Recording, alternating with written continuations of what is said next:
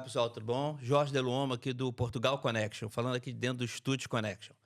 Hoje eu estou trazendo aqui para vocês, na casa aqui de vocês, primeiro eu estou trazendo o seguinte, uma camisa, né? Vocês vão entender por que daqui a pouco, olha. Bacon, tá vendo? Na verdade é bário, cobalto e nitrogênio, ok? Isso, acho que se vocês não fugiram da escola, vocês sabem o que significa isso, né? Então, nós vamos conversar com um PhD, não é sempre que a gente recebe um pós-doc aqui, tá? Que é o Marcos Eblin. Ele é um representante ferrenho do criacionismo, né? E do design inteligente. Então, com ele, nós estamos trazendo também aqui o Marcelo, do Veritas Libera. Quer dizer o quê? A verdade liberta. Certo, Marcelo? Isso aí. Então, deixando aqui a palavra aqui com o Marcos, ia pedir, Marcos, você dá uma apresentada aqui. Muito obrigado primeiro por você estar aqui, tá, com a gente, ter disponibilizado aí o seu tempo para estar aqui com a gente. E ia pedir para você falar um pouquinho, apresentar um pouquinho, você... vamos esquecer um pouquinho aqui o criacionismo, né? Um pouquinho aqui o design inteligente. E apresenta quem é o Marcos, né? O que você fez na tua vida, família, teus trabalhos... E né, tudo que você faz assim, a nível de trabalho e de esporte, você pode falar o que você quiser sobre você. Claro, Jorge. Primeiro, é um privilégio imenso estar aqui nesse podcast, falando para todos vocês, principalmente discutindo a questão maior. O criacionismo e o design inteligente discute quem somos. Será que somos amebas evoluídas? Será que viemos de uma sopa ácida escaldante venenosa? Será que o universo foi formado numa grande explosão pelo nada que pegou nada para nada e formou tudo, por flutuações quânticas que no nada nem poderiam agir?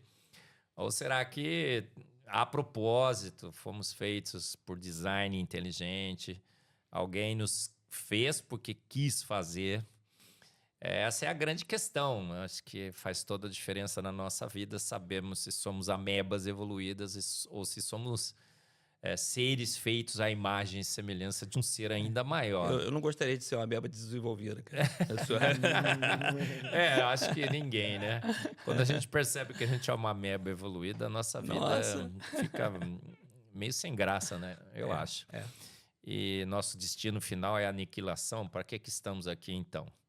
E, primeiro, então, esse é um grande privilégio de a gente falar dessa questão maior, né, Jorge?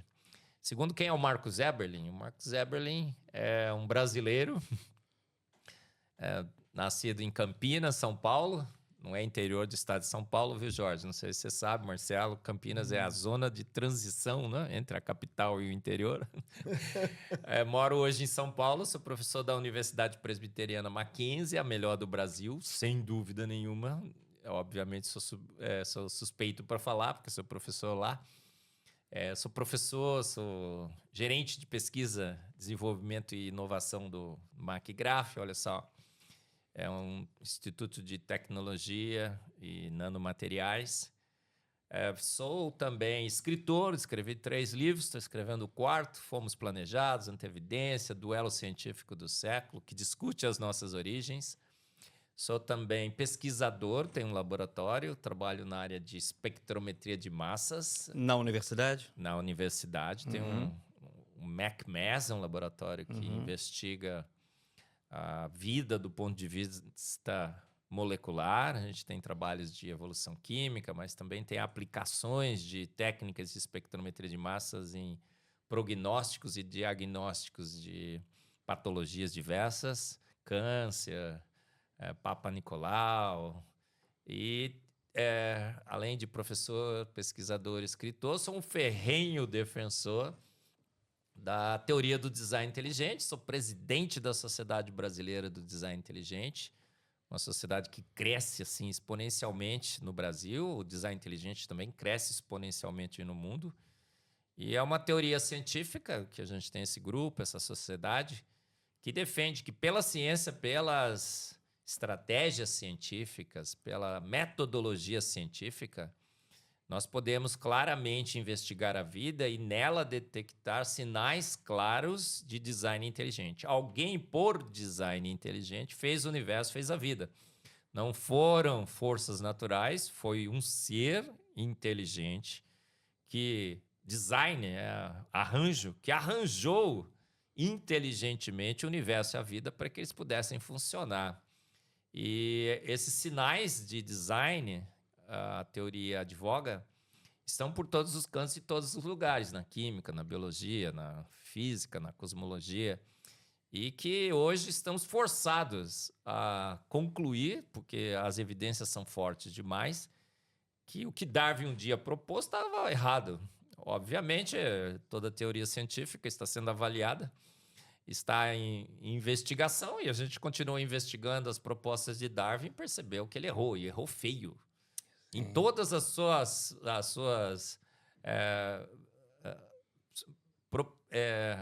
propostas em relação à vida. E que isso é normal em ciência, obviamente, que a gente tem hoje uma melhor teoria. Foi por design inteligente que a vida surgiu. Mas qual seria... passa para o pessoal que está assistindo a gente, qual é a diferença entre o design inteligente e o criacionismo? São dois termos, né? Sim. E aí o pessoal que está assistindo a gente fala assim, ó, criacionismo, design inteligente e tal. O que é uma coisa e o que é outra, fundamentalmente? Olha, elas se confundem nas suas implicações, as duas teorias, né? O criacionismo e o design inteligente. Mas o design inteligente é totalmente oposto ao criacionismo, na medida em que ele não é uma interpretação, por exemplo, de um livro sagrado, a Bíblia. O criacionismo tem várias vertentes, né, Jorge? Mas vamos falar do criacionismo bíblico, que acho que todo mundo conhece. Ele bebe na palavra de Deus. Ele vai lá e lê os escritos bíblicos, começa dizendo, no princípio criou Deus os céus e a terra. Façamos o homem à nossa imagem e semelhança. E ele percebe, então, pelos escritos da palavra de Deus, que nós fomos feitos por um ser inteligente. A Bíblia é digna de confiança? O criacionismo diz que sim, porque ela sempre ganhou todos os embates com a ciência, nunca perdeu um. Então, eu sabendo que foi um grande Deus, eu vou na ciência e procuro evidências para corroborar essa minha tese. E encontro um monte. Então, esse é o criacionismo bíblico. Tá. Ele parte de um pressuposto bíblico, de que foi um Deus que fez todas as coisas, e procura evidências, porque a própria Bíblia diz, pergunte, porém, aos pássaros dos céus, aos peixes do mar, à terra, quem de todos eles ignora que foi Deus que os fez? Jó 12, de 7 a 9. A fé é o firme fundamento, está sempre prontos a dar razão da sua esperança. Então, o criacionista bíblico vai procurar na ciência essas evidências, as razões para defender a sua esperança. Esperança que não só fomos feitos por esse grande Deus, mas fomos resgatados por ele na cruz. Mas não são todos criacionistas que vão lá na ciência para procurar, ou são? Mas, olha, a gente está falando do ponto de vista de que a gente precisa de razões para entender as coisas. Se a gente precisa de razões, a gente precisa procurar na ciência. Sim, eu acredito piamente nisso, né? Eu sou químico, que nem você, somos colegas, né? Agora, outro dia estava num debate, o cara falou assim, o Sacani lá no Brasil falou assim que não ia mais debater com a gente, porque a gente só cita versículos bíblicos, 100%. Nós sentamos com ele 10 horas e 45 minutos, só citamos evidências científicas e ele disse que só citamos versículos bíblicos. Eu disse, olha, inclusive, eu acho que você não pode defender a razão da sua esperança, da sua fé, com versículos bíblicos. Você está proibido, a própria Bíblia proíbe. Você tem que dar a razão, você não pode citar versículos bíblicos. Agora, depois que você deu a razão, obviamente, só ficar na razão não serve para nada.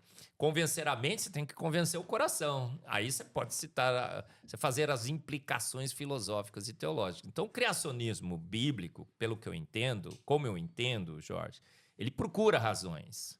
Ele não é fé pela fé. Fé pela fé, eu posso crer em duende, fada madrinha, ET, chupacabra, no que eu quiser, certo? Saci pererê. Saci pererê, né? Flutuações quânticas, matéria escura, energia escura, certo? Sim. A nuvem de Oort, que diz que existe, mas ninguém nunca viu, certo? Sim. Não, eu tenho que procurar razões. Eu acho que a fé cristã, inclusive, genuína, não é uma fé pela fé. É uma fé que Jesus, quando fazia os seus milagres, perguntaram para ele por quê? Para que vocês creiam que eu sou o Messias. Ele andou sobre as águas para que a gente cresça que ele era Deus e tinha poder sobre a gravidade. Ele curou, ele ressuscitou para falar, eu tenho poder sobre a morte. Ele quis dar prova. O Tomé, né? Tomé duvidou, ele falou, toca. Toca. Toca nas marcas. Então, nós temos uma fé racional e eu acho que o bom cristão bíblico, criacionista bíblico, procura na ciência evidências. Isso aí é o criacionismo.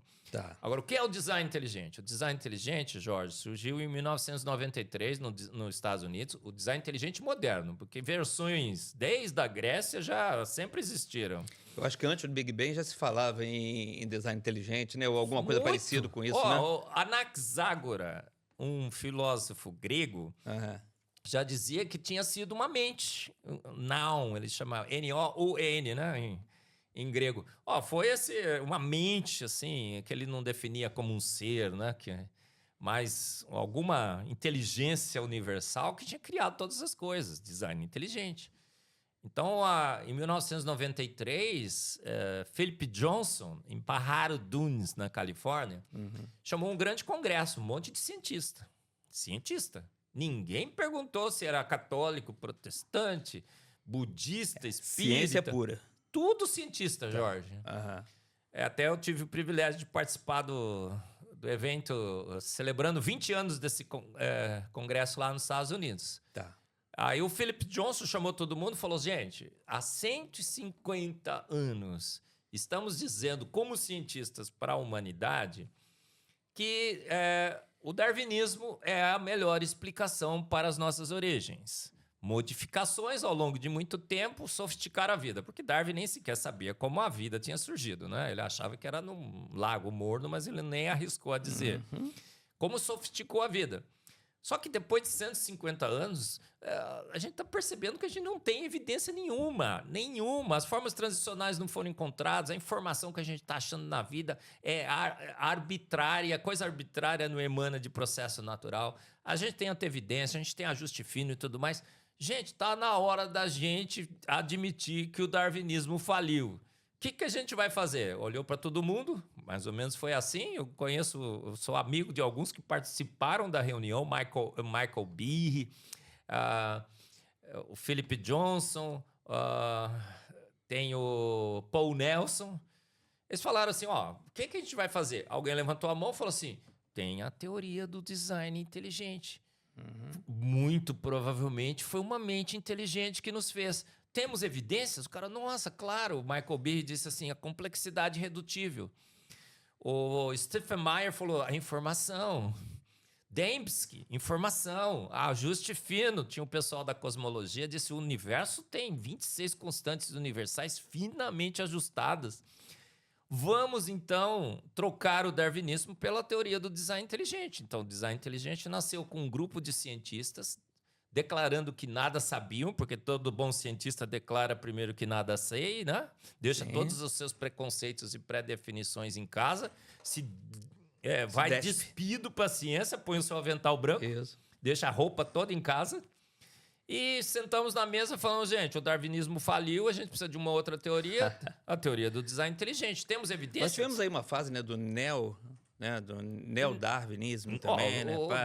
Sim, tem um monte de neodarwinismo, né? Por quê? Eu digo que a única coisa que evolui na Terra é a teoria da evolução.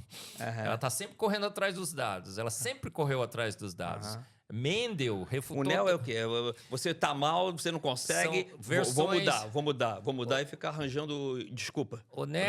Os neos aí, Jorge, é a versão 2.0, versão 3.0 do darwinismo. Tá. O neodarwinismo é incorporando a genética de Mendel. Mendel refutou Darwin, mostrou que as variações são limitadas. Aí o pessoal incorporou Darwin na evolução. Então eles falaram, o neodarwinismo não tem mais jeito. Em 2016, Jorge, teve um congresso na Inglaterra que a gente do Design Inteligente foi lá, tínhamos 25 representantes, dos 350 participantes, todos darwinistas. A conclusão do congresso foi exatamente o que o pessoal do Pajaro Dunes, em 1993, chegou. A evolução faliu, ela se exauriu, ela teve muito tempo, não conseguiu evidência nenhuma. Chegou no final do congresso, o rapaz lá que foi falar em nome do congresso, chegou e falou assim, olha, gente, a gente ficou aqui reunido, a gente viu que realmente a evolução tem grandes problemas, mas a gente não conseguiu encontrar uma outra teoria, porque o design inteligente, para muitos, é inaceitável. Então, a gente chegou à conclusão que a gente tem que continuar buscando as evidências para a evolução. Por quê? Porque não encontraram um outro substituto e agora, por 150 anos, não encontraram evidências e eles decidiram continuar procurando, né? Marcelo, eu te pergunto uma coisa. Diz uma coisa. Bom, fala um pouquinho sobre o Veritas, né? Eu acho importante. E diga o que você acha sobre essa introdução que o Marcos colocou aqui pra gente. É fantástico, eu acho que vai ser uma conversa muito legal. Primeiramente, eu queria agradecer o Jorge, né, e também o Marcos, principalmente, ter aceitado o convite da gente. E, assim, o que eu acho de interessante, o Veritas é um instituto que a gente trabalha com informação, trazer conhecimento para as pessoas, né? Foi um convite que a gente fez para o Marcos. Ano passado ele esteve aqui, a gente esteve com ele, publicou a entrevista dele na revista, e depois a gente manteve contato, e agora ele aceitou o convite da gente para poder trazer mais conteúdo para a gente. Quanto mais a gente ajudar a divulgar, eu acredito que melhor é para todo mundo. Porque uma coisa que a gente estava conversando antes, né, de começar o podcast, que eu acho que é interessante o Marcos falar, que é a questão da ciência, que a ciência sempre ela tem que ter o contraditório, né? E que hoje, essa geração mais nova, ela não considera o contraditório. Então, se veio da escola dizendo que o darwinismo é o que está correto, é de onde a gente veio, é a evolução do ser humano, da espécie e tudo, então, as crianças hoje, os jovens de hoje, eles estão baseados que a ciência é uma única resposta. E não é assim que funciona, né, Marcos? A ciência é o ponto e contraponto. A ciência é uma busca de uma verdade que a gente nem sabe que verdade é essa que nós estamos procurando. Não é assim, Jorge? Sim. Como que então a gente pode dizer que a gente já encontrou a teoria certa e a busca está encerrada? Impossível isso. A gente nem sabe que se aquela... Nem as leis que a gente já considera como leis, a gente deveria considerar como leis definitivas. A gravidade, de repente existe um jeito de você levitar e a gente não está considerando. Então o cientista só sabe que nada sabe, sabe que suas verdades são provisórias e não são definitivas. E quanto mais oposição eu tiver à minha verdade, melhor, porque ela vai ser refinada no debate.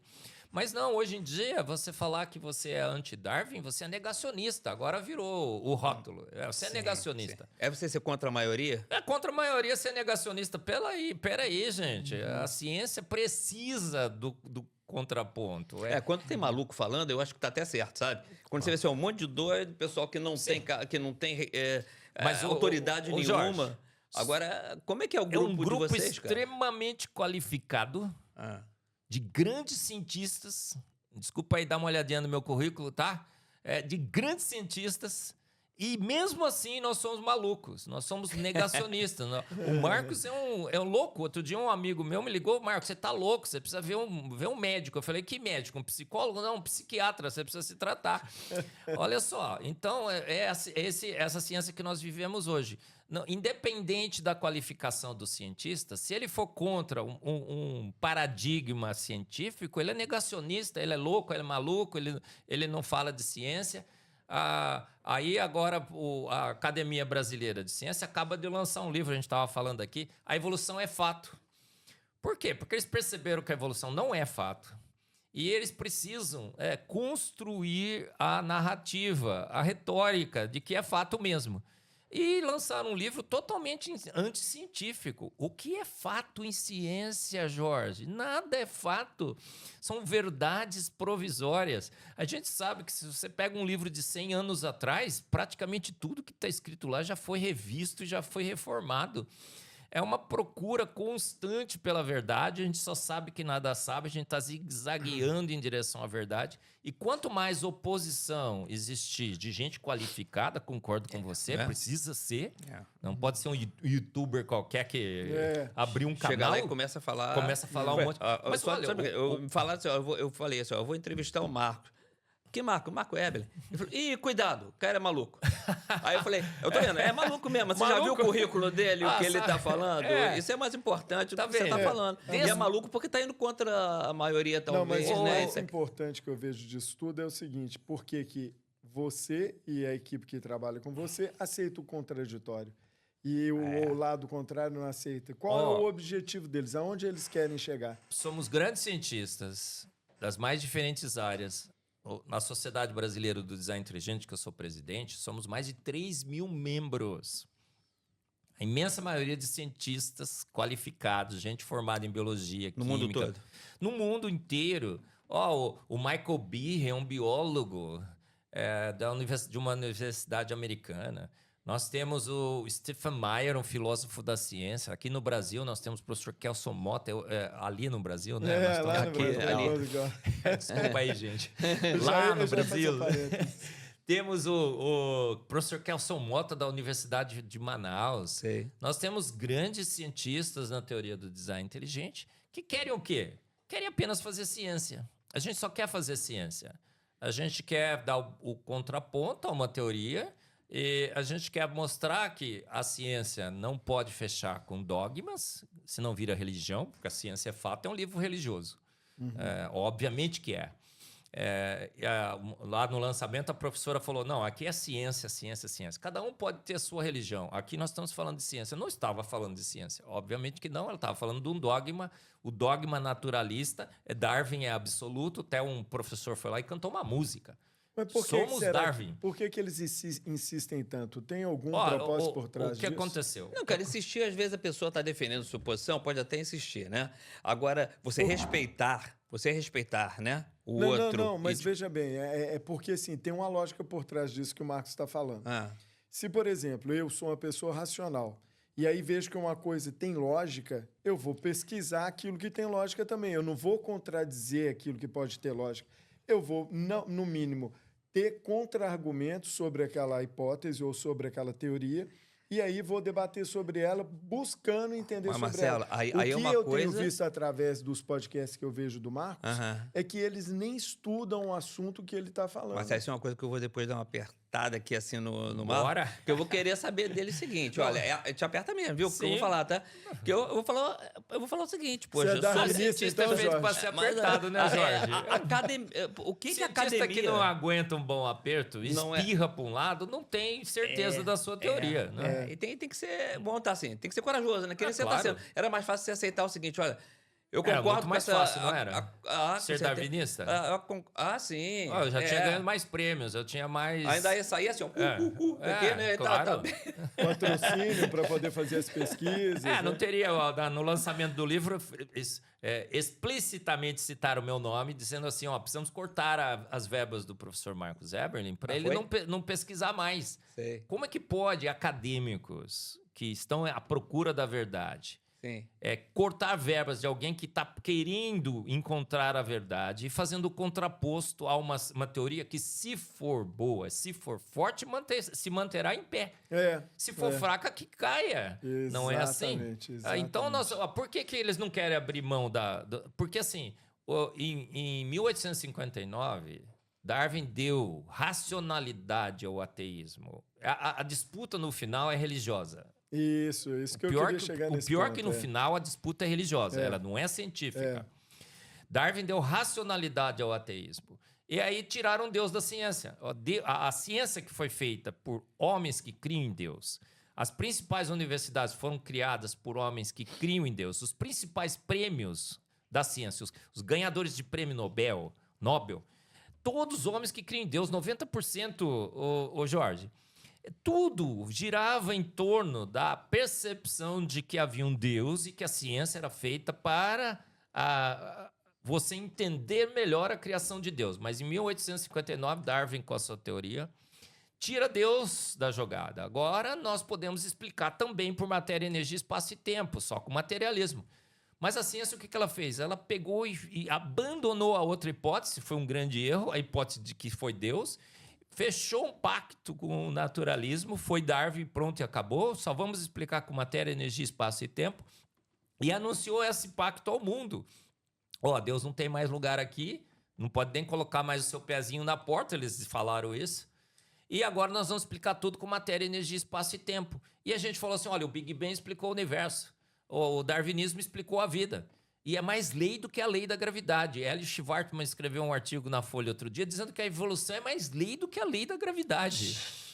Pode um negócio desse? Não pode. Cientista não pode falar uma coisa dessa. Agora... olha aqui, ó. Caiu. Agora eu falei assim, eu nunca joguei um ancestral símil para cima e caiu homens e chimpanzés. Então, tem lei que pode ser tratada sobre eventos que ocorreram no passado, a ciência do passado. Então, nós temos que admitir que houve esse pacto. A gente prometeu um produto sensacional, explicar tudo com matéria, energia, espaço e tempo. Execramos os criacionistas, todo mundo que cria em Deus, é tudo negacionista, maluco, beleza? E agora que a gente está percebendo que a nossa teoria faliu, o que acontece com o cientista? Cientista não gosta de admitir que está errado. Gosta? Não gosta. Como é que o cientista vai chegar, vai encarar a câmera e falar assim, gente, erramos, aquele compromisso que a gente fez com o naturalismo estava errado, e parece que há um pezinho que pode ser colocado na porta. Deus, o problema é esse. Mas me pergunta uma coisa, olha só, a academia, né, vinha sempre por esse caminho da evolução. A academia foi sempre crescida nisso, né? Então, eu acho que deve haver muito impedimento da própria academia para que as coisas apareçam. Eu vejo aí um grande problema para ter aceitação. A própria academia mesmo fechando as portas para a coisa não aparecer. Em 1959, cria-se um clube, o Clube X. Huxley, que é o bulldog de Darwin, funda esse clube. Nós tínhamos lá os grandes cientistas. Eles começam a dar prêmios para os evolucionistas. Eles começam a regular todas as disciplinas e os currículos das disciplinas para que ensinassem Darwin. Foi uma ação orquestrada da academia para arrancar Deus da ciência. Por quê? Porque houve um conflito, pseudo-conflito entre ciência e religião. Sim. O iluminismo, o positivismo, falou assim, não, a gente não quer mais saber de Deus, de nada que seja além do natural. É tudo natural. Sobrenatural é fé cega, é absurdo. E aí a gente foi institucionalizando na academia uma visão naturalista ateia do mundo e foi propagando para o mundo que a gente tinha descoberto mesmo todas as verdades. E que qualquer um que faça alusão ao sobrenatural é negacionista, é louco, maluco. O Dawkins disse que é insano. Estúpido e insano. Qualquer um que não acredite em Darwin.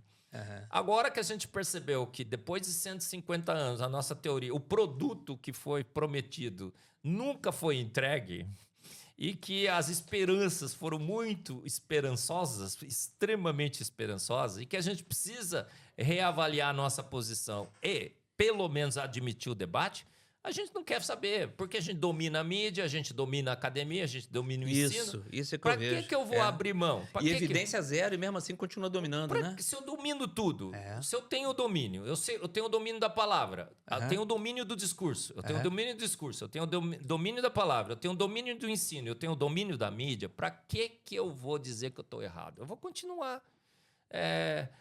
Vou fazer de conta que nada aconteceu. Mas não contavam com a nossa astúcia, né? O design inteligente apareceu, tá fazendo muito barulho, tá crescendo no mundo inteiro e a gente está divulgando. Na sala de aula a gente não consegue, porque eles dominam a sala de aula. Agora, felizmente, a sala de aula já perdeu o domínio sobre o ensino. Agora, essa informação está para todo mundo disponível. Por que eles querem controlar a mídia?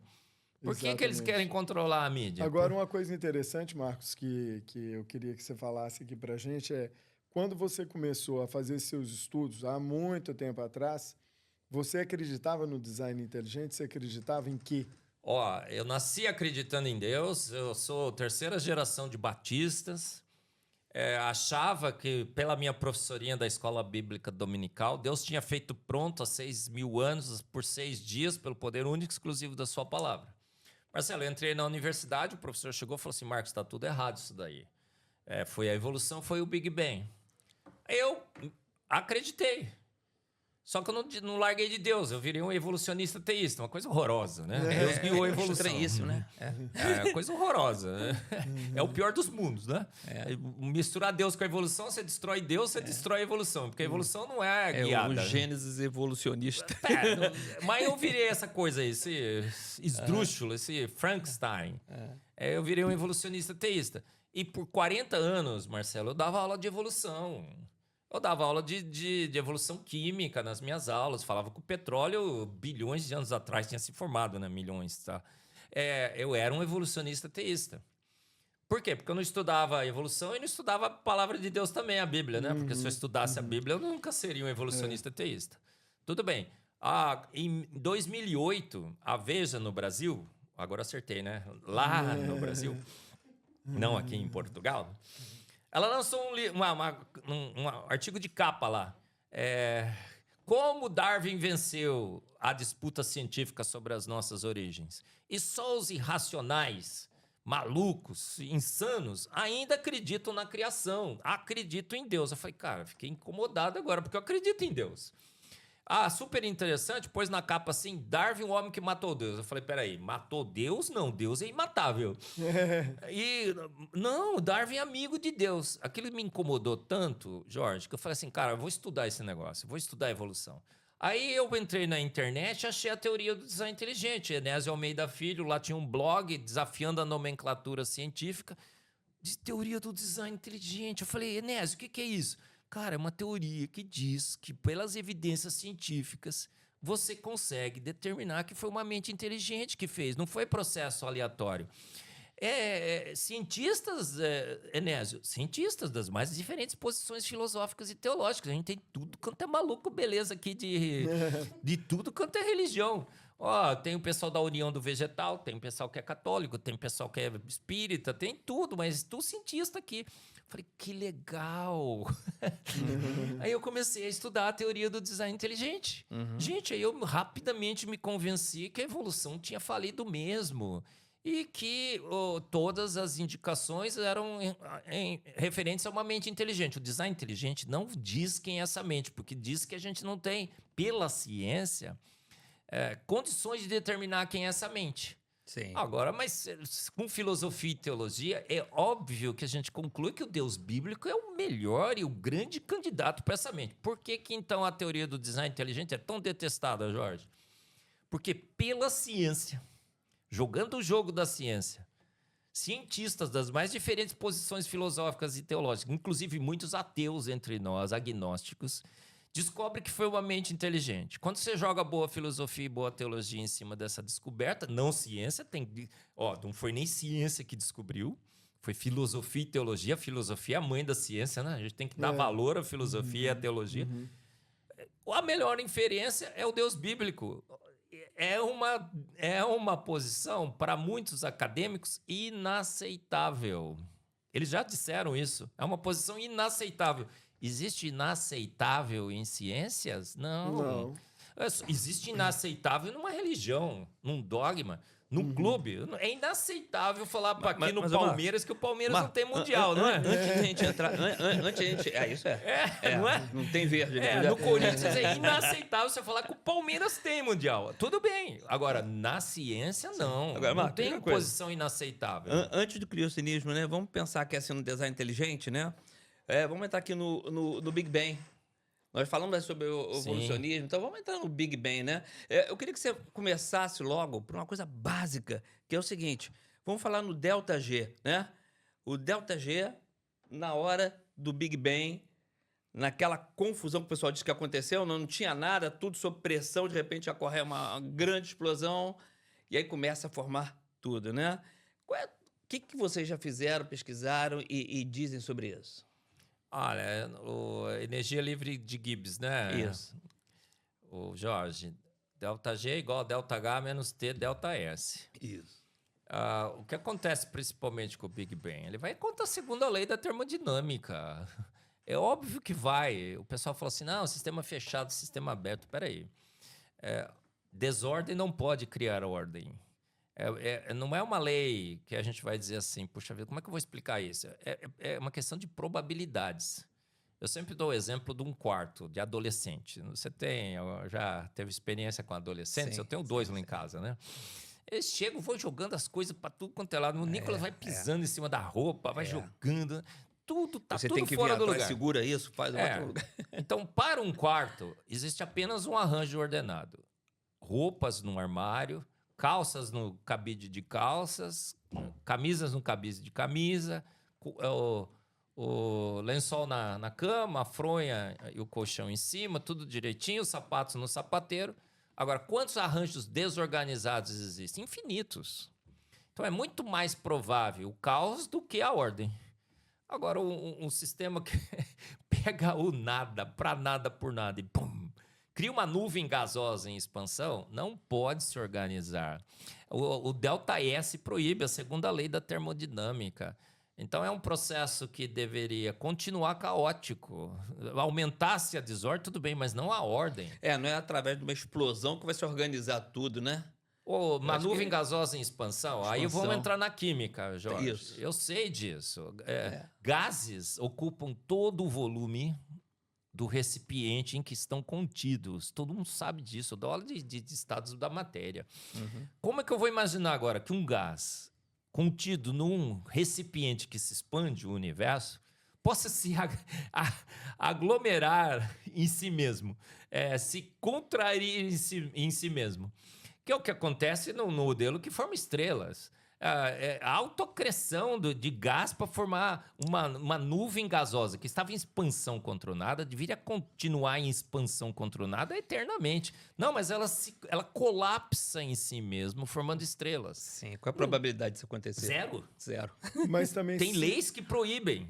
Se houve o Big Bang, também alguma coisa precedeu a existência de algo para que aí ele o que acontecesse. deu a origem ao Big Bang? O Sacani lá no programa disse que foram flutuações quânticas. O Jorge é físico, sabe que flutuações quânticas só agem no vácuo quântico. O vácuo quântico não é um nada absoluto, é um vácuo quântico, dá até para definir o que é. Como é que você pode crer que flutuações quânticas agiram no nada? O nada é um nada absoluto. Os filósofos gregos, grandes sábios da humanidade, sentaram e já chegaram à conclusão que o nada cria. É impossível ao nada criar alguma coisa, porque o nada não é nada. É nada, é um nada absoluto. Não tem nada no nada. Então não existia nada. E agora eles creem que no nada, flutuações quânticas criaram tudo. E aí aquela nuvem gasosa de expansão se colapsa em si mesma. Impossível. Na simulação eu coloco o gás lá e ele colapsa e forma estrela. Claro, o computador aceita tudo. O Sacani disse que uma simulação de computador explicou como a Lua se forma. Não, para que uma simulação de computador forme-se uma estrela, você tem que colocar uma quantidade imensa de gás ali sobre alta pressão, para que a gravidade cause o colapso. É colapso gravitacional. O Jorge sabe que é físico, né? É bom. Sabe que eu sou químico, mas eu estudei muita física. Eu sou químico. Você é químico? Por que alguém... Eu estava achando que você era físico. Falaram mesmo, que a Tânia falou que você era físico. A gente acaba sabendo... A gente acaba estudando física pra caramba. É culpa dela. Não, a gente acaba estudando física e fisicoquímica pra caramba. Então, química sabe física, certo? Eu fiz 5 fisicoquímicas. Sim, eu também. E 3 físicas. No meu curso porque eu falo que o Marcos não pode falar de cosmologia porque não é físico. A gente estudou muito, né? A gente estuda muita física em química. O colapso gravitacional. Já coloca um gás suficiente naquela simulação para que o colapso gravitacional ocorra, que a gravidade assuma. Mas para que você consiga uma massa de gás atingir o colapso gravitacional, você tem que pegar essa massa de gás e comprimi-la, contra a tendência natural dela dissipar. Aí você vai comprimindo, segurando de todos os lados, porque gás escapa. Você tem que... uma força que agiu em todas... num espaço esférico, tridimensional, foi apertando esse gás até chegar no colapso. Depois do colapso, ela colapsa sim, claro, porque existem estrelas compactadas. Mas quem é que levou aquela massa de gás ao colapso gravitacional? Não existe nenhuma evidência. As estrelas explodem em forma poeira cósmica. Poeira. Que agora agrega em grãozinho... Isso lá na frente. Depois de formar a estrela, depois dela explodir, daí vai formar poeira... Pó cósmico. Que o Neil deGrasse Tyson disse que o pó cósmico agora habita em nós. É a alma do naturalismo. Ou um grãozinho bate com o outro... Vai sair o modelo da acreção para a formação de planeta rochoso. Forma um grauzão e vai embora. Cola, funde, cola, vai crescendo até formar. Gente, isso não é impossível. A gente sabe que pedrinha batendo com pedrinha estilhaça, espatifa, não cola. É esse o modelo que o pessoal está acreditando por aí. E aí cria os planetas rochosos de gás. O gás é pior de formar. O Júpiter... Saturno é pior ainda, porque é planeta gasoso. Gás ainda é pior para você, e gelo, para você colapsar em planetas. Aí formam-se galáxias com buraco negro no centro. Da onde surgiu aquele buraco negro? Sugou matéria da galáxia. Mas enquanto não tinha buraco negro, não tinha estabilizador de galáxia, porque o buraco negro é o estabilizador da galáxia. Sim. Matéria escura, precisa de matéria escura para estabilizar a galáxia. Onde está essa matéria escura? Ninguém nunca viu. Prova isso. A energia escura que expande o universo, ninguém nunca viu. Menos elétron, menos próton. Então vamos ser sinceros. Por forças naturais, a gente não tem a menor ideia como que o universo se formou. A antimatéria simplesmente sumiu. Devia ter próton e antipróton, elétron e antielétron, neutro e antineutro. Não se acha antimatéria no universo. Não tem como explicar o universo por forças naturais, modelos naturais. Vai colocar lá na equação e ela fechar e dizer vai ser possível. Mas o universo existe, não existe, Jorge? Sim. Alguma coisa causou esse universo, certo? Lógico. Um ser de extrema inteligência. Aí não ia ser um ser de extrema inteligência que ia pegar um monte de gás com a massa toda do universo, comprimir para fazer uma explosão grande. Isso Absolutamente não. Não ia ser muito inteligente. Qual é o melhor modelo? Qual o único ser que a gente consegue imaginar que poderia agir contra processos naturais? Um ser inteligente. A gente age contra processos naturais todos os dias. Se eu pego e levanto a garrafa, a tendência dela é cair. Uhum. Então eu levanto. Eu sou inteligente. Eu consigo manipular a matéria contra leis naturais para que eu consiga, com o design inteligente, construir máquinas, motores. Então, a nossa experiência repetida e continuada favorece a interpretação de que a causa primeira do universo da vida foi uma mente inteligente. Por isso que o design inteligente cresce tanto. As fotos do James Webb acabaram com o modelo do Big Bang. Quer que eu fale sobre elas? Eu quero, peraí.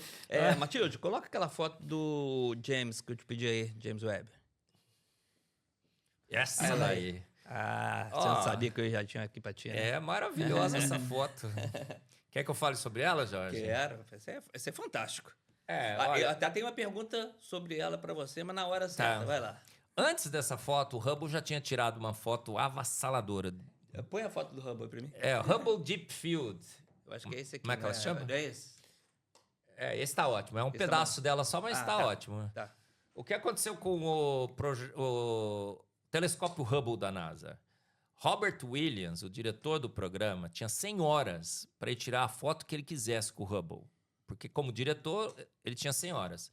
Ele decidiu apontar o Hubble por um ponto escuro do universo e falou assim, fica parado lá, desvia de todas as fontes de luz, que eu quero pegar uma luz que, teoricamente, foi emitida no início do universo, o universo está se expandindo, a luz está querendo chegar, o universo se expande numa velocidade maior do que a luz está demorando para chegar, certo? Sim. A luz está querendo chegar, o universo se expande numa velocidade maior do que a luz está sendo tá tentando atrasada.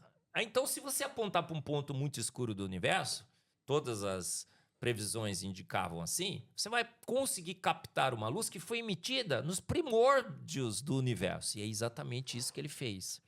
Ele falou assim, sabe o que eu quero fazer com essa foto? Quero provar que o universo, no início, tinha protogaláxias.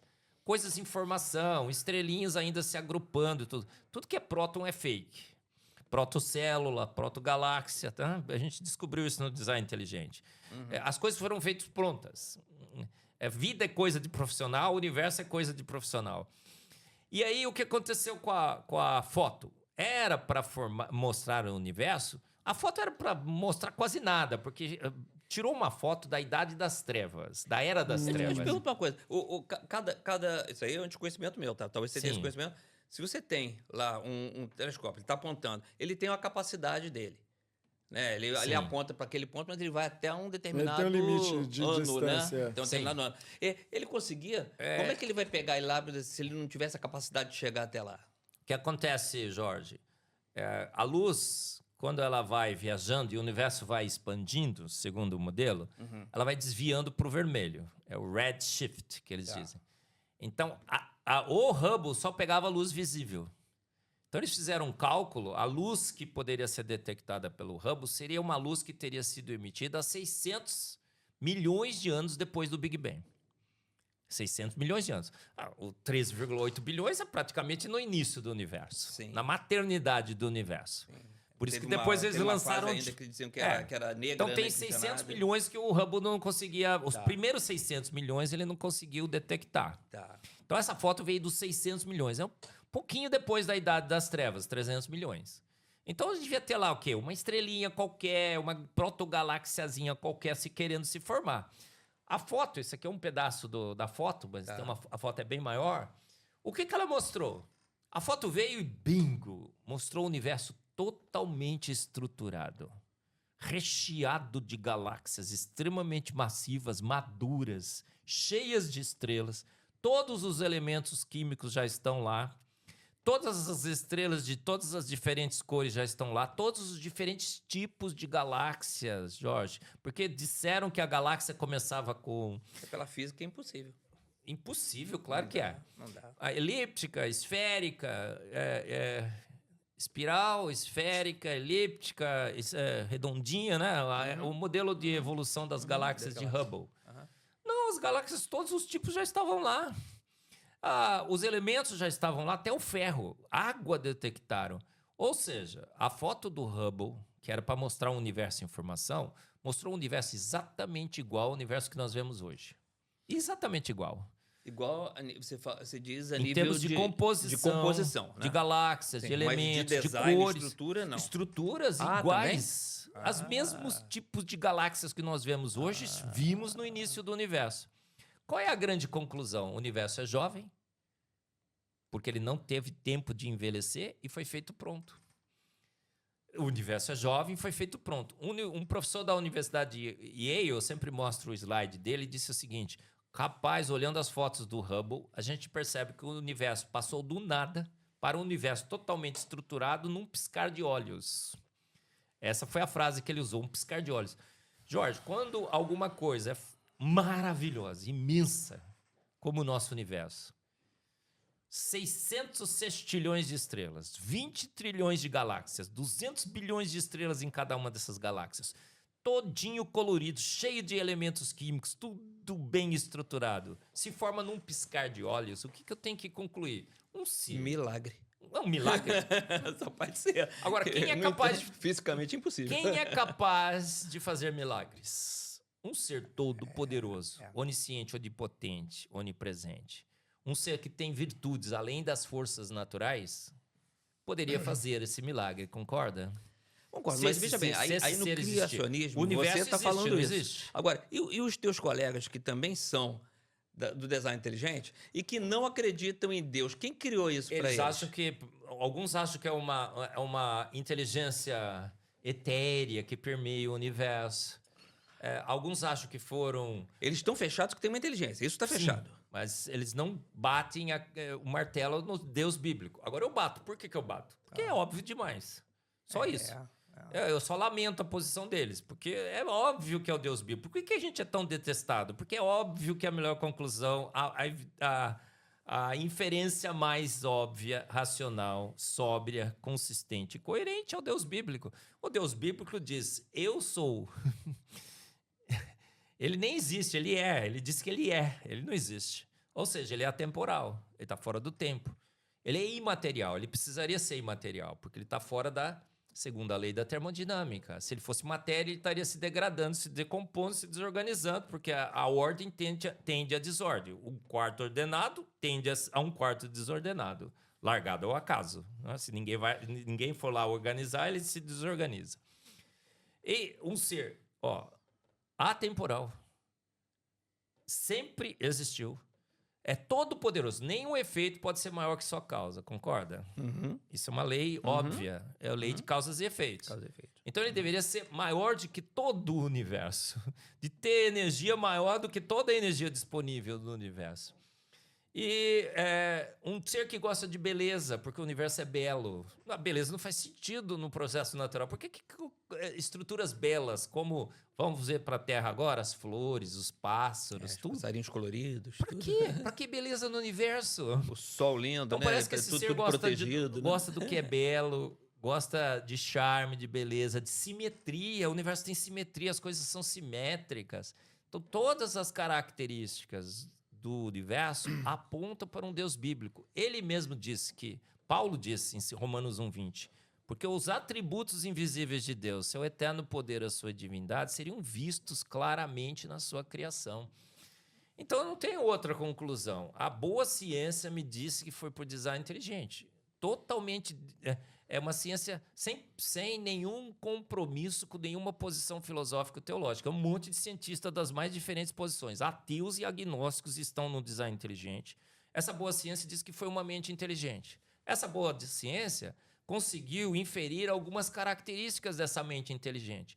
Atemporal, imaterial, toda poderosa, que gosta de beleza, que gosta de charme, simetria, sofisticação.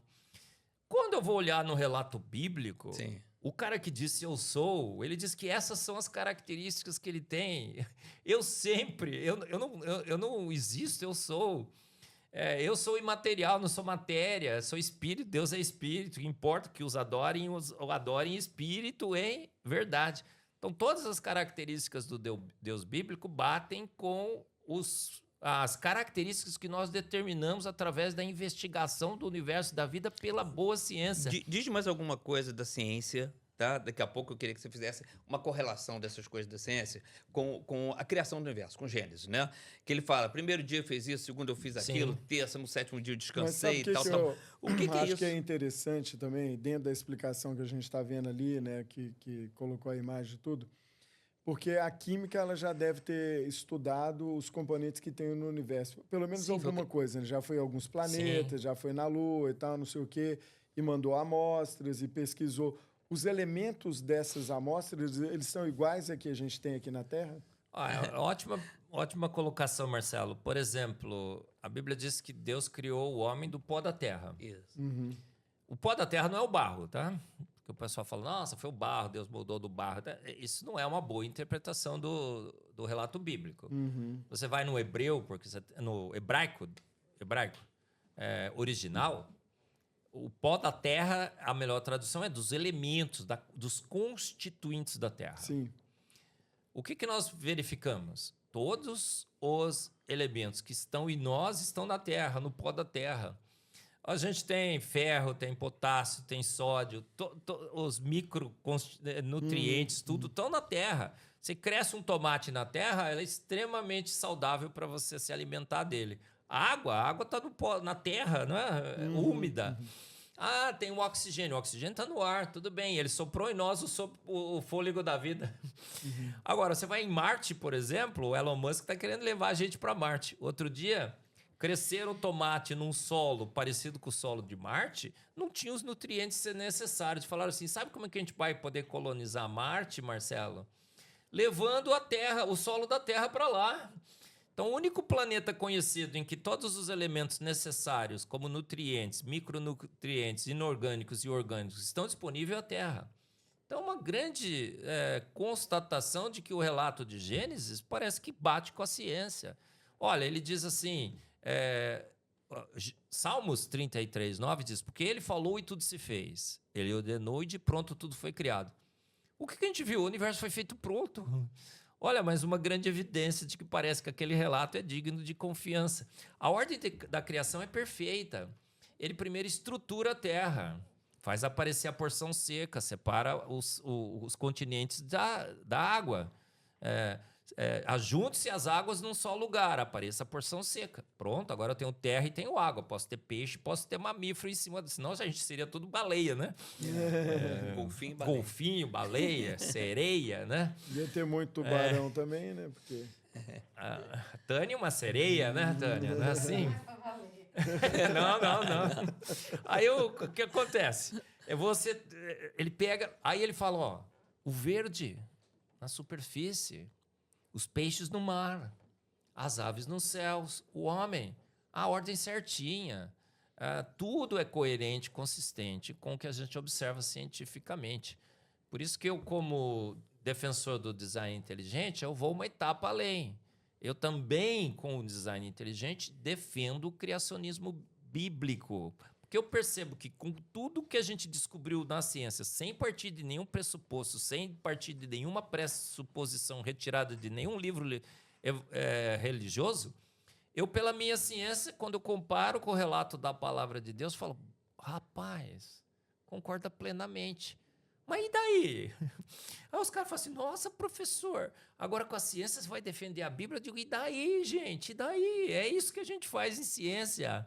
Não é, ô Jorge, ciência é a procura da verdade, doa quem doer. A gente tem que, na ciência, estar pronto a seguir os dados e seguir as suas implicações em qualquer ponto que ela nos leve. Uma ciência que diz que uma teoria é inaceitável, é intolerável. O Hubble, quando percebeu que o universo estava se expandindo em todas as direções, Sim. e a gente percebia que a expansão era com a mesma velocidade em todas as dimensões, ele falou assim, rapaz, nós estamos no centro do universo. Mas ele disse essa Foi posição... medido isso. E falou assim, Claro. a Terra está aqui no centro, está expandindo todo mundo a mesma velocidade. Mesma indo velocidade. embora. A gente está no centro do universo. Nós somos importantes. A gente está numa posição importante no universo. A gente está na suíte presidencial do universo. A Terra é a suíte presidencial do universo. Mais de 1.200 condições únicas que só a Terra tem para acomodar a vida. Tem falado aí de 1 ou 2 planetas que dizem é exatamente Pode igual à esquecer, Jorge. Terra, não sei o que lá. Exatamente igual, coisíssima nenhuma. Os caras não vão ver, eles não leem, eles não investigam, a gente não lê mais, a gente não lê os artigos, a gente não vai ver as evidências. A gente vai do design inteligente. Tá vendo? Os negacionistas, pseudocientistas, leem os artigos. A gente foi ler os artigos, outro dia acharam o Kepler 186F. Yeah. Olha, veja só, ali a vida... A Elisa Vargas, da NASA, deu uma entrevista para a Veja no Brasil e falou assim, agora achar vida nesses planetas é uma questão de tempo. Eu falei, Elisa, assim, 2 eternidades você não vai achar. Por quê? Porque fui olhar o Kepler 186F, a única coisa que aquele planetinha totalmente desolado tem... Ele está no que eles chamam de faixa habitável, zona habitável. Zona habitável é uma distância, uma faixa de distância da sua estrela em que o planeta está, que se ele estiver naquela distância, se tiver água lá, a água pode ser líquida, gasosa e sólida. Ah, então tem vida. Aonde há água há vida, Jorge? Não. Aonde há vida, há água, mas você precisa de milhares você e precisa milhares da água para e a vida, milhares né? de outras condições. Um monte de perfis ali antes Nem disso, né? sabem se lá tem água. Se tiver água, existe a possibilidade de ter vida. Mas você tem que ter um monte de outras condições. E uma probabilidade condições. pequenininha para vencer aqui Você tudo, tem que ter um campo magnético que protege esse planeta do vento solar. Você tem que ter uma camada de ozônio que protege do ultravioleta. Você tem que ter uma biota que possa fixar nitrogênio para as nossas proteínas. Você tem que ter toda uma condição... Você tem que ter um ciclo do carbono, você tem que ter um ciclo do nitrogênio, você tem que ter o ciclo do oxigênio.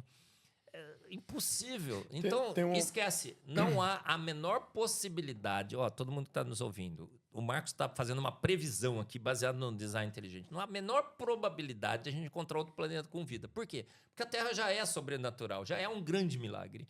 Não existe nenhuma probabilidade que indique que uma Terra poderia existir. Se você não acredita em Deus, então você acredita o seguinte, teve um milagre aí para ela ser desse jeito. 1.200, como que pode um planeta ter 1.200 condições que a gente já conseguiu medir no design inteligente, mas são muito mais, que só esse planeta tem?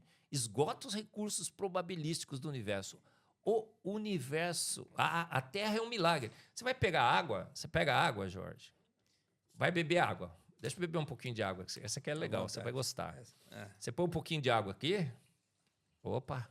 Aí você olha para a água e fala, insípida, inodora e incolor. Você fala, nossa, que água chata, né? Não, é muito bom que ela não tenha gosto. Porque já pensou se ela tivesse um gosto ruim, a gente fosse forçado a tomar água, né? Tem gente que toma água de 15 em 15 minutos, né? Não é? Você vai beber um gosto ruim, um cheiro ruim, uma cor. Já pensou se fosse verde? Nossa, que horroroso, né? Eu sou e o mais interessante, né? Não gosto 70% do nosso corpo é composto por água, né? Água? Agora, são só 3 propriedades maravilhosas que a água tem, insípida, inodora, são 74 propriedades físico-químicas únicas que só a água tem. O gelo flutua na água. O gelo é só ela que tem, né? Só a água. Só ela. Ela sobe nos capilares, porque para levar os nutrientes através das plantas, ela evapora nas folhas. Ela é o tampão térmico da terra, ela absorve o calor de dia, elimina à noite. Ela é o solvente quase universal, ainda bem que não dissolve a gente, né?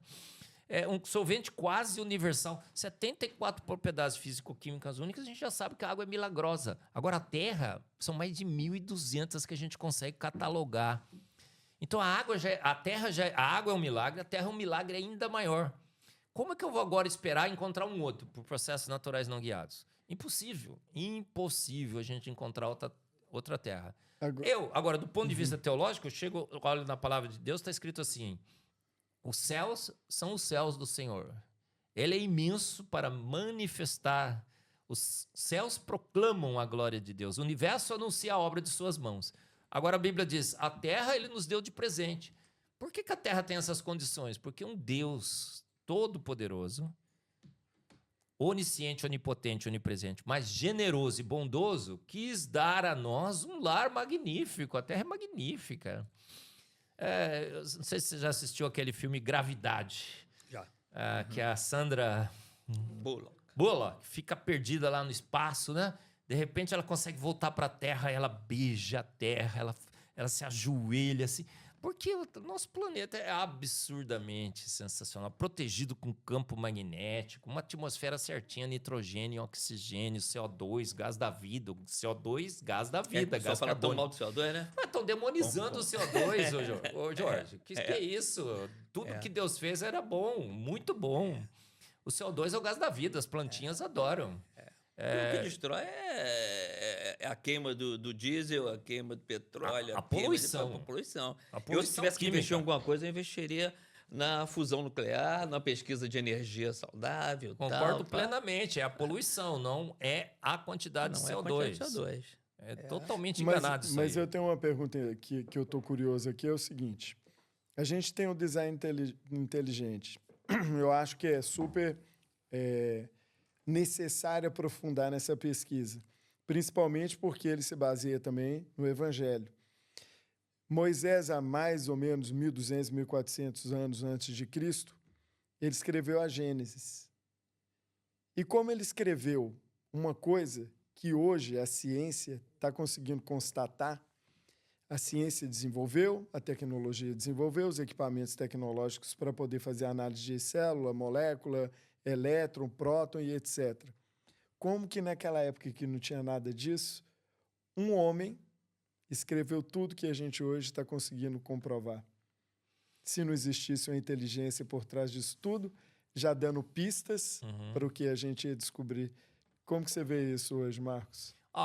Só uma correçãozinha de leve, Marcelo. O design inteligente não é baseado na Bíblia. Ah, não? Não, não, na ciência, desculpa, na ciência. Ele é baseado são cientistas das mais diferentes posições filosóficas e teológicas, inclusive ateus e agnósticos. Robert Berlinski é um grande defensor do design inteligente.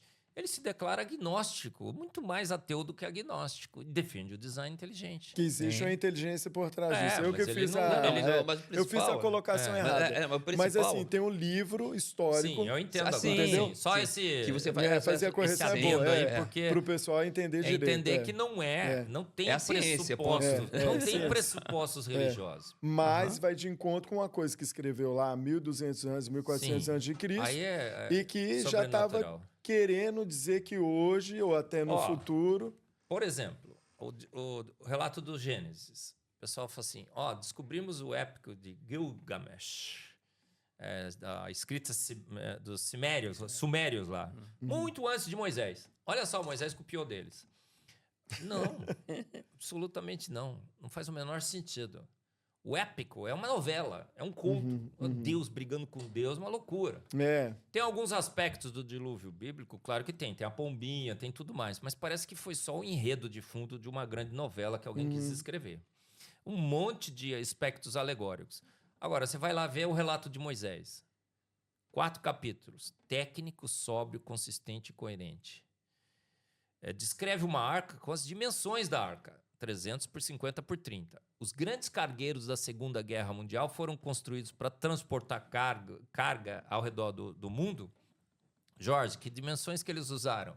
300 por 50 por 30. Plágio das dimensões da arca. Moisés. A gente vai sobre os continentes, 70% dos continentes estão cobertos por rochas sedimentares, 95% ssão de animais marinhos. O que aconteceu? Uma grande inundação global. Sim, sim. Então, o Moisés foi perfeitamente consistente, técnico, coerente, descrevendo um evento que ele nem sequer testemunhou, mas com precisão absoluta. Por quê? Porque a própria Bíblia diz que toda a Escritura é inspirada por Deus e útil para o ensino. Pô, foi Deus que inspirou. Ele disse, cara... Que é a mente inteligente. Deus viu como aconteceu, inclusive ele ordenou tudo. Então ele falou, escreve que foi assim, assim, assim, assim, assim. Marco, voltando para cá. Bora. Diga uma coisa. Opa. Bater uma fotografia. Sim. Tá? Contra fotos não há argumentos, hein, Jorge? Exato. Tá aí a fotografia, né? Sim. Né? Então tá aqui uma... Isso aí realmente tem aquela luz ali que eu acho que aquilo ali não deve ser nada, não. Aquilo deve ser alguma coisa de espelho, alguma coisa assim, algum efeito, né? Efeito Mas lá. tá ali. Tá aí a nossa grande casa por aí, né? E diga uma coisa. Existe alguma possibilidade de avaliar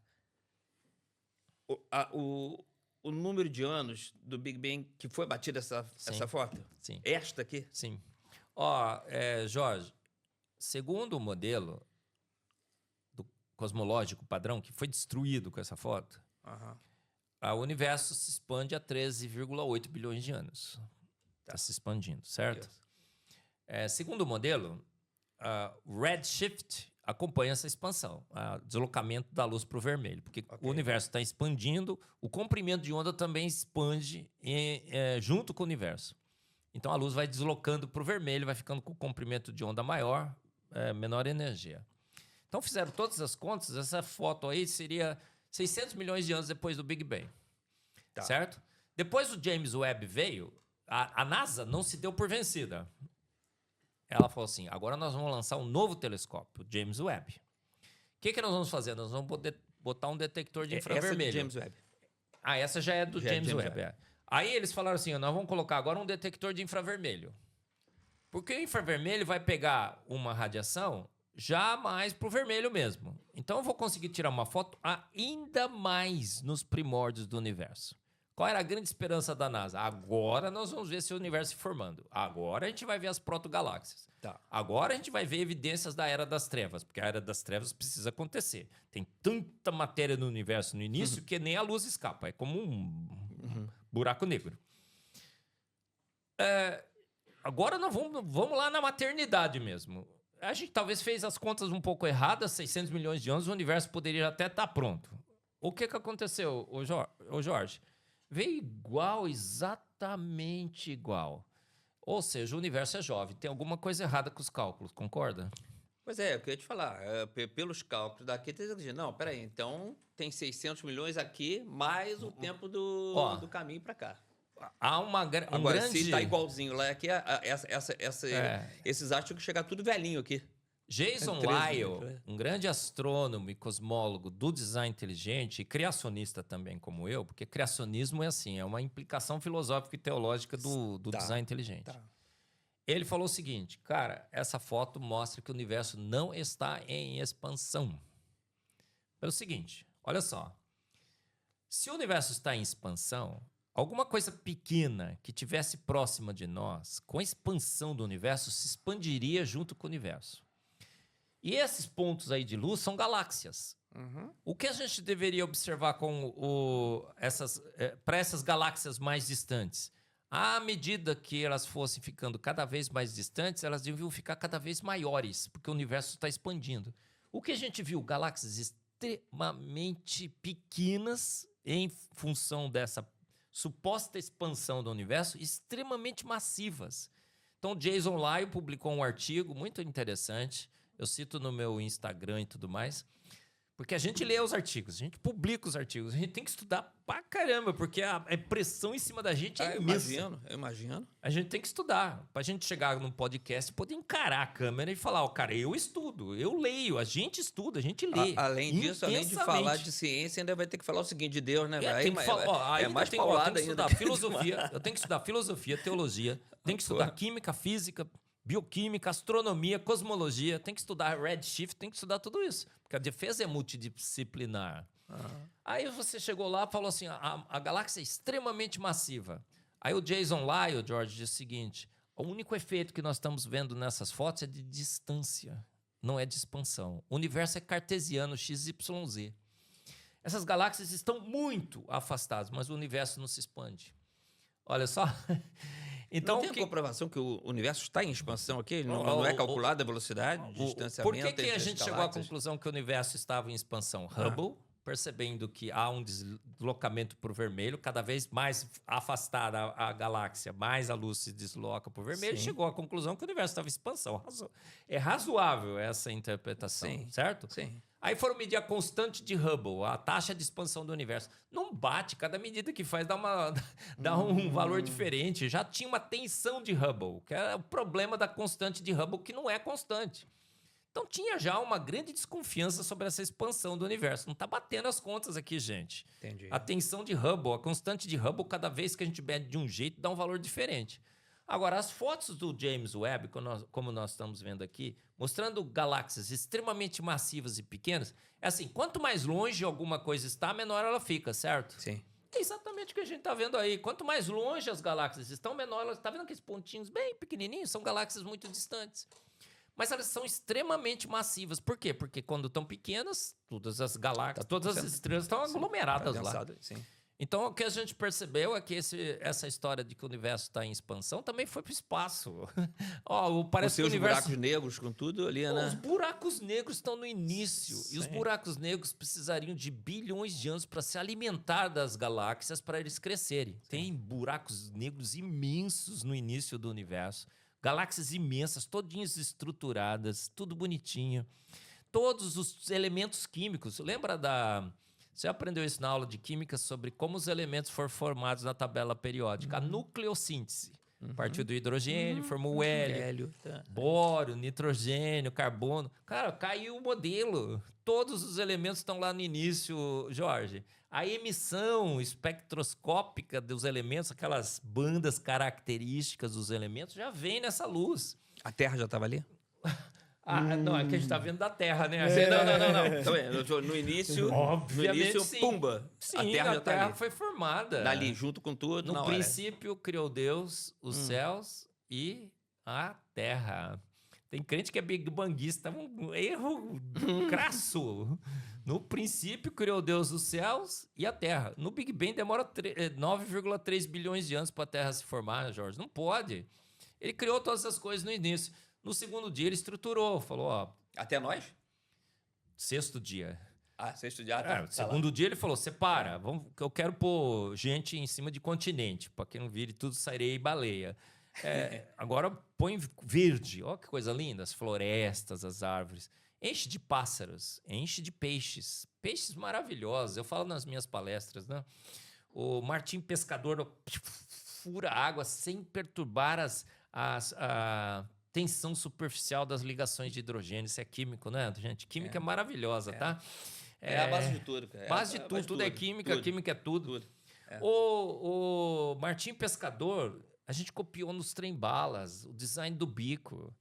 O Falcão Peregrino... O peixinho nem sabe o que aconteceu. O Falcão Peregrino... Ele nem sabe. Eu falo que quando ele vê, ele tá na glória já. Nem sabe. Ele chama um anjinho e fala assim, o que aconteceu? Cara, você foi comido por um Martim Pescador. Nem percebi.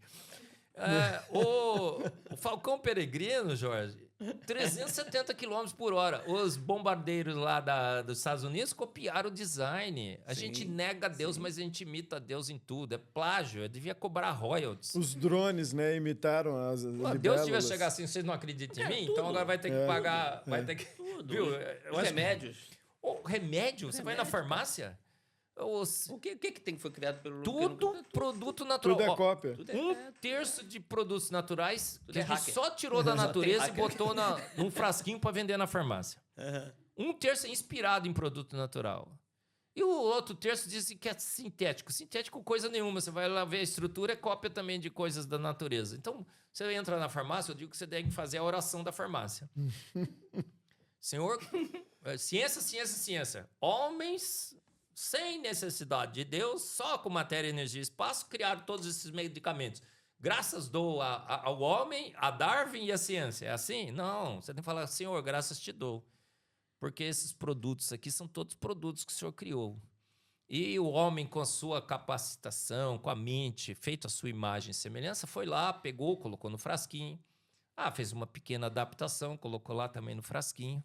E agora eu posso tratar os males da queda, porque eu me rebelei contra você, e agora os males da queda estão me atingindo. Mas o Senhor, com misericórdia, criou a ciência, criou a farmácia, criou os químicos.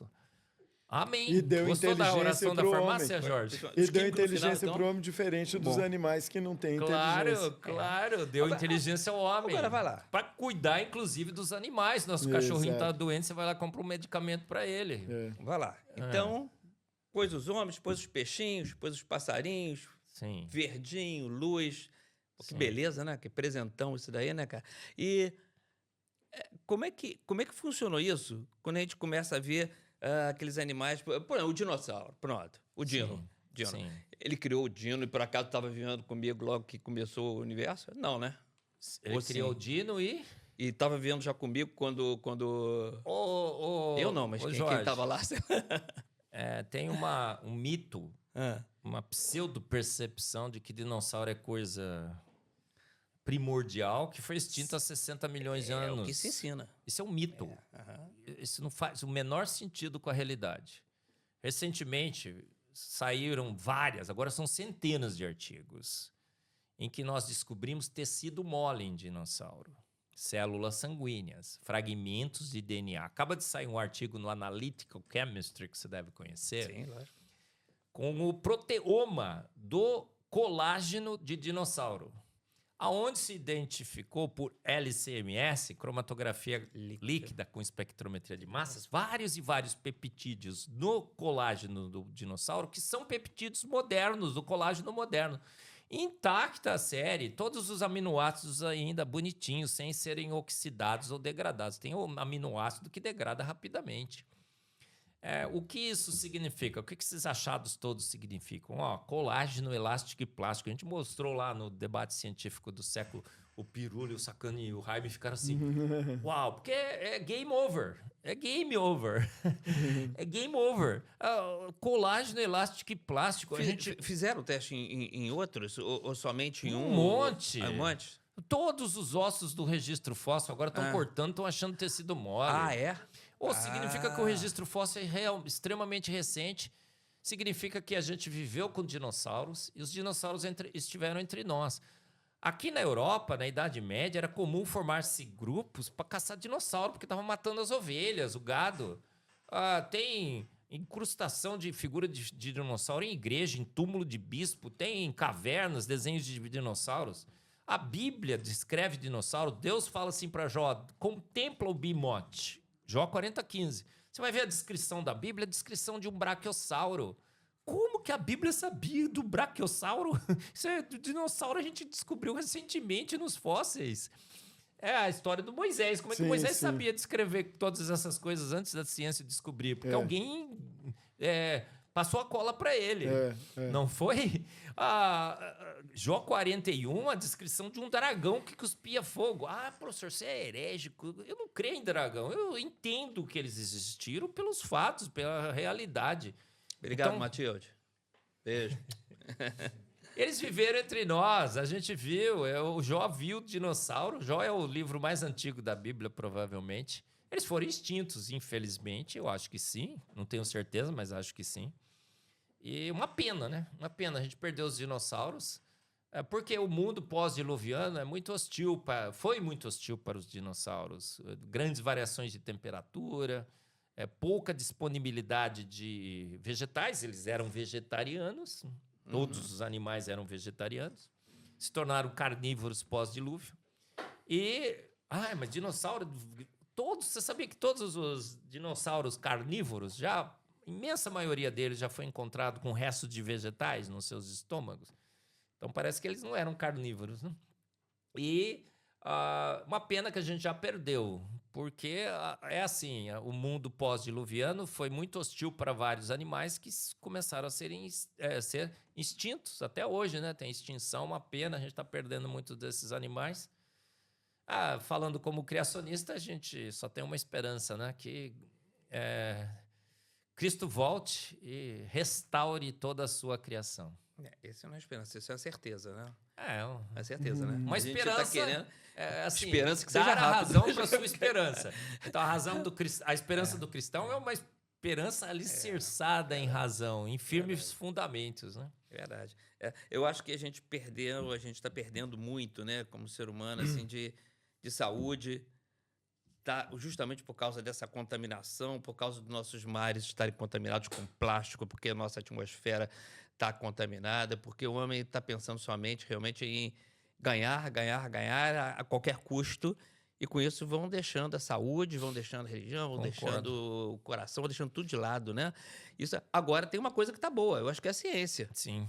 Né? Tem uma coisa que eu estou crescendo, olha, a gente está caindo. Tem uma coisa que é importante mas a ciência tá crescendo, ressaltar também, que é a questão, porque assim, se está comparando a ciência quer dizer, com teorias diferentes e querendo chegar num consenso, ou pelo menos ir por um caminho que as comprovações científicas elas evidenciam que existe uma inteligência por trás de tudo que existe, mais do que a comprovação científica, que é material, tem a parte transcendente. E quando o homem se afasta do transcendente, ou seja, dessa inteligência que está justamente no livro mais antigo da face da Terra, que é o Evangelho, né? Primeiro Moisés, depois Jesus Cristo. E aí os males da Terra não está nem propriamente na ciência, está no homem, que é justamente negar possibilidades da ciência que possam comprovar a existência de Deus, inclusive, porque os fundamentos morais, pelo menos do Ocidente, eles se baseiam no Evangelho. E a sociedade ela se deteriora a partir do momento que se afasta de Deus, que a gente tem experiências ao longo dos séculos, né? A gente tem experimentado isso em várias civilizações. E aí, quando eu te perguntei sobre essa questão mesmo, né? Por que as pessoas ainda insistem, né? Principalmente aqueles pseudocientistas que não estudam e querem defender o evolucionismo. E aí você falou que o evolucionismo é o distanciamento de Deus. Se distanciando de Deus, a sociedade ela se corrompe, porque ela afasta dos princípios éticos e morais que o Evangelho traz. Então, Deus deu para a gente a oportunidade de livre-arbítrio de evoluir, não é só cientificamente, que é principalmente moralmente e eticamente. Então, você vê como sendo isso, essas questões do evolucionismo, distanciando o homem de Deus? Olha só, o que a gente aprende no evolucionismo? Somos meras amebas evoluídas. O mundo é um acidente cósmico.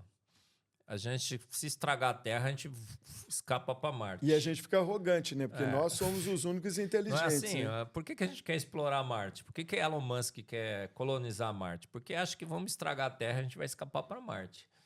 Vamos ter uma chance lá de colonizar outro... somos meras amebas evoluídas, então se não está bem a vida, vamos botar fim na vida. Ou tirar a vida é o mal do século. Sim, sim. Não é? Família. Para que família? Para que você quer fazer alguém feliz? A filosofia do mundo é seja feliz. Não, e hoje ainda tem, se eu me sentir uma mulher, eu sou uma mulher. Se eu me sentir um cachorro, então, eu sou um cachorro. Eu vejo assim, a maioria dos males desse mundo vem dessa percepção de que somos amebas evoluídas, nos afastamos de Deus, todos os valores e princípios dessa proximidade de Deus foram abandonados, né, Marcelo? Agora, quando você percebe que há um Deus, que você é criatura desse Deus... Em primeiro lugar, em relação à Terra, como o Jorge estava falando, você percebe que a Terra é um presente de Deus e que nós somos mordomos de Deus da criação. Então, você vai cuidar da Terra. Você não vai poluir a Terra com microplásticos, com gases tóxicos, como o Jorge estava falando. Você vai cuidar dos animais, você é mordomo da criação. Então, você vai tratar bem os animais. Obviamente, você não vai colocar o animal no mesmo nível do humano, certo? Que nós estamos fazendo hoje. A gente está... substituindo o filho pelo pet. Desumanizando os humanos, né? Estamos nos tornando meros mamíferos, né? Outro dia, minha esposa foi com um cachorrinho o nosso cachorrinho, que a gente adora o cachorrinho. Mas ele é um cachorrinho. Aí nós chegamos lá, a pediatra, porque é uma pediatra, né? Ela disse assim, oi, mamãe, como vai o seu filhinho? Aí a Elizabeth falou assim, peraí, eu não tenho filho cachorro, eu tenho um cachorro maravilhoso que a gente ama, mas ele é um cachorro. Continua um cachorro. Tratá-lo como humano é um desserviço ao cachorro, inclusive, não é? Em São Paulo agora, você vai pedir esmola, você se cerca de cachorros. Outro dia eu vi uma mulher com R$100 e falou assim, olha, eu tô dando esse dinheiro, mas é para comida para os cachorros, tá? Imagina uma situação dessa. Então a gente fica muito mais triste porque um cavalo morreu afogado do que as pessoas que morreram afogadas no Rio Grande do Sul. Sim. Olha só o que está acontecendo com a nossa sociedade. A gente perdeu os nossos valores, perdeu os nossos princípios, virou um caos. Sim. Agora, cada um define o que é bom, o que é ruim, e virou um caos social total. Perdemos os princípios e valores que sempre nortearam a nossa sociedade. Os princípios e valores cristãos baseados na Bíblia, na palavra de Deus, gente. Os princípios de família, de sociedade, de respeito ao outro, porque é meu irmão. Ame ao seu próximo como a si mesmo. Cuidado da terra, um presente de Deus, cuidado dos animais. Não vamos estragar todas as coisas maravilhosas que Deus fez. Vamos cuidar do meio ambiente, vamos cuidar da água. A água, esse líquido maravilhoso, milagroso, 74 propriedades físico-químicas únicas. Pô, se Deus fez todo com tanto cuidado, por que eu vou estragar, né? Vou poluir e tudo mais. Eu acho que essa sim. Olha as consequências de uma percepção científica para a nossa sociedade, Marcelo, são drásticas e podem ser danosas, extremamente danosas. Com o darwinismo, nos entendemos como raças superiores e inferiores. A gente esquece um aspecto histórico que é extremamente relevante. O darwinismo foi a fonte de inspiração do eugenismo. Todos os registros históricos mostram isso. Hitler disse o seguinte, a gente tem que eliminar o mais fraco, gente. A evolução estava eliminando o mais fraco e a gente parou de eliminar. A gente tem que ajudar a evolução a fazer o seu serviço. Um absurdo, Não foi? Negros foram colocados em zoológicos nos Estados Unidos, junto com os chimpanzés, para o display da evolução. Foram considerados... Os aborígenes foram tirados os seus filhos dos seus pais para serem educados na raça superior. Aborígenes foram caçados por esporte na Austrália. Pigmeus africanos foram trazidos para os Estados Unidos, colocaram numa exposição lá no começo do século XX. Human Zoo. Olha só, olha as consequências danosas, desastrosas, por uma percepção de que somos amebas evoluídas. Não, somos criaturas, não, somos filhos. Em Cristo somos filhos de Deus. A gente não é dono do mundo, não é... Somos filhos do dono. Não, somos irmãos. Esqueci o nome do nosso... o Jorge. Jorge. Puxa, desculpa aí. É tão empolgado aqui. Mas somos filhos do dono.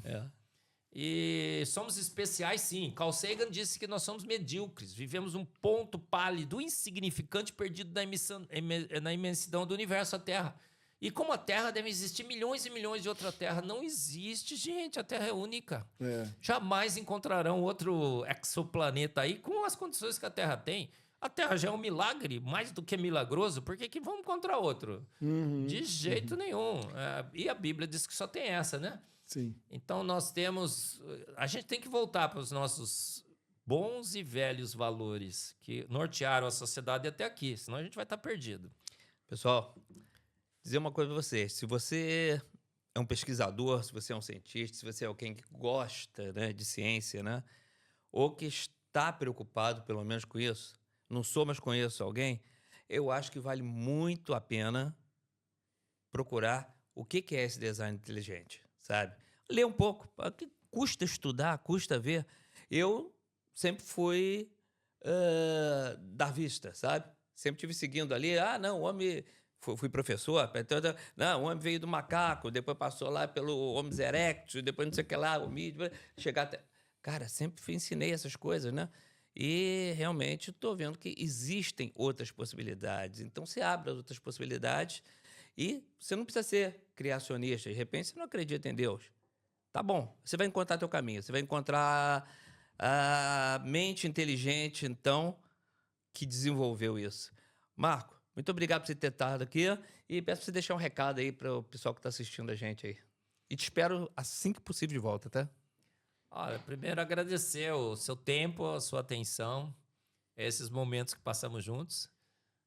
A minha intenção é apenas fomentar o debate científico. Acho que todo bom cientista quer o ponto e o contraponto. Eu me recuso a aceitar uma teoria que me dita como verdade absoluta, mais fato mais lei do que a lei da gravidade. Eu vou querer questioná-la, obviamente. E quando eu decidi questionar a evolução, percebi que é um candidato extremamente forte para essa teoria, a teoria do design inteligente.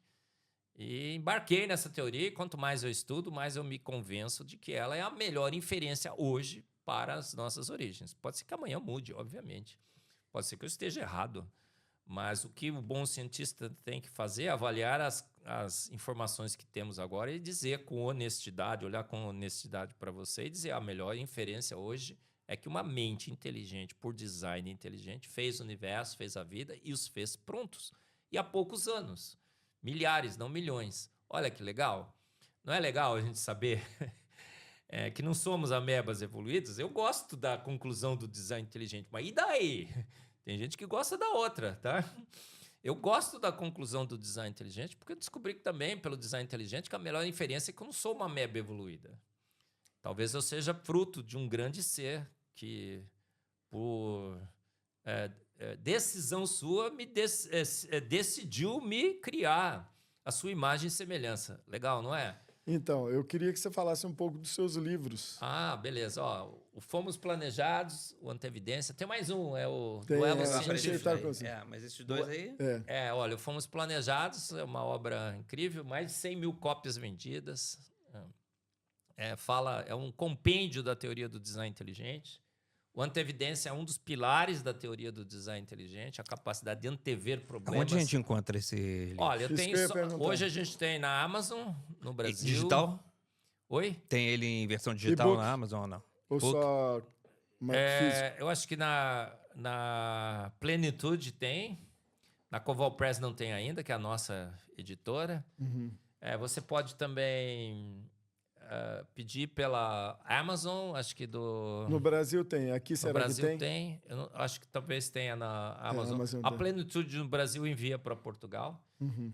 Mas a gente lá com Aqui o problema é a pastor importação. Niltinho, a gente acabou de fechar um acordo que ele vai abrir uma distribuidora aqui em Portugal, legal, viu, gente? Legal. Isso é bom.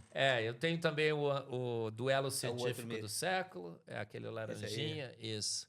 É uma coleção de caricaturas que mostram aspectos da teoria do design inteligente de uma forma mais divertida, mais lúdica, assim, principalmente para jovens, para fortalecer as evidências de que eles não são amebas evoluídas, para que eles entendam o debate. Entendam o debate, participem do debate. A gente não quer doutrinar ninguém, a gente quer apenas apresentar uma possibilidade, o design inteligente. Obviamente, a gente acha que ela é extremamente superior à evolução, mas a decisão é sua, é claro. Então, esses 3 livros, mas a Coval Press, que é a que publica, a gente está com uma lista longa de publicações, que esse ano a gente quer publicar a Coletânea Brasileira do Design Inteligente, os 50 animais mais espetaculares do mundo, a ciência nega, mas imita a Deus. Você trouxe algum exemplar agora? Não, nenhum, porque a minha mala estava tão pequenininha, viu, Marcelo? E eu não queria fazer nenhuma despacho de mala, eu não trouxe. Pessoal, muito obrigado, até a próxima. Espero que vocês tenham gostado e sempre aqui trazendo novas pessoas e novas comunicações para você. Obrigado.